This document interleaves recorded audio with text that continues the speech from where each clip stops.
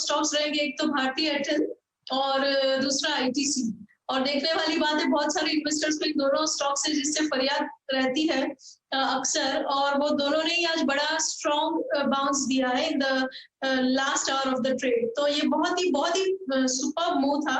और मुझे ये उम्मीद है कि भारती एयरटेल अगर हम 534 के ऊपर बाय कर पाए कल, अगर वो उसके ऊपर जाता है then we buy it, and then in that case 540 और 550 के टारगेट के लिए बाइंग इसमें हो सकती है। और एसएल लगाएंगे 522 पे। लेवल सारे मेरे फ्यूचर्स के रहते हैं अनलेस एंड अनटिल स्पेसिफाइड। और आईटीसी दूसरा मेरा स्टॉक है जिसने भी बहुत ही अच्छा मूव दिया है।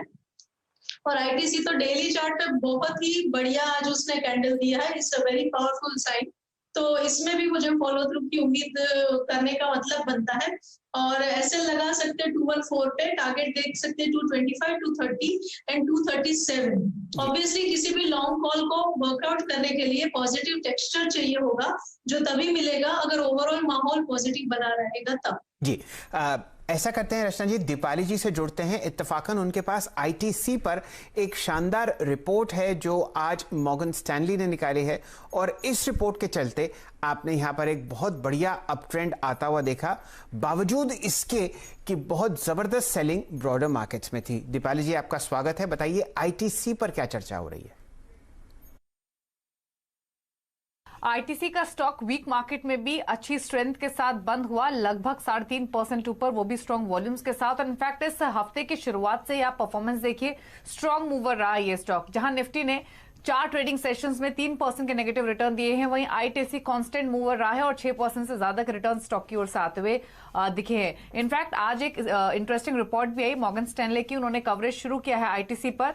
टारगेट उन्होंने 251 रुपए प्रति शेयर के दिए हैं, और उनका कहना यही है कि जो पेनफुल डेकेड था आईटीसी के लिए, हाई सिगरेट टैक्सेस का या फिर ईएसजी हेडविंड्स का, वो खत्म हो चुका है। और यहां से अब इस स्टॉक की री रेटिंग हो सकती है, क्योंकि स्टेबल टैक्स एनवायरमेंट है और ग्रेजुअल एफएमसीजी जो टर्न अराउंड हो रहा है उसका फायदा भी इस स्टॉक को मिलेगा। साथ ही उन्होंने ये भी कहा है कि जो मॉडरेट टैक्स इंक्रीज हैं वो शायद मीडियम टर्म में होंगे, लेकिन वापस से जो सिगरेट बिजनेस है कंपनी का वो प्रॉफिटेबल रहेगा और स्ट्रॉन्ग परफॉर्म करेगा यहां से आगे जाते हुए।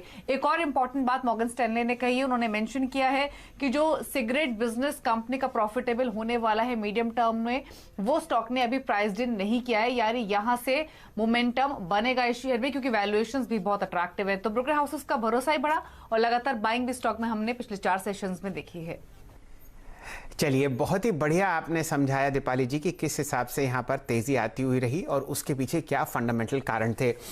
दोबारा जुड़ेंगे रचना जी आईटीसी पर, और वो इसलिए क्योंकि हमारे बहुत सारे ऐसे दर्शक हैं जो आईटीसी में निवेशित हैं और उनका आपको ढाढ़स बनाना पड़ेगा। फिलहाल जो आपके सामने तेजी है वो आज लगभग 2000 करोड़ के टर्नओवर पर आती हुई दिखी एनएससी पे। आप नीचे वॉल्यूम बार देख रहे हैं, देखिए ये तेजी उस समय है जब बाजार में गहरा लाल निशान है और वॉल्यूम बढ़ता हुआ दिख रहा है। तो ये बहुत ही अहम डेवलपमेंट आपके सामने होता हुआ दिख रहा है।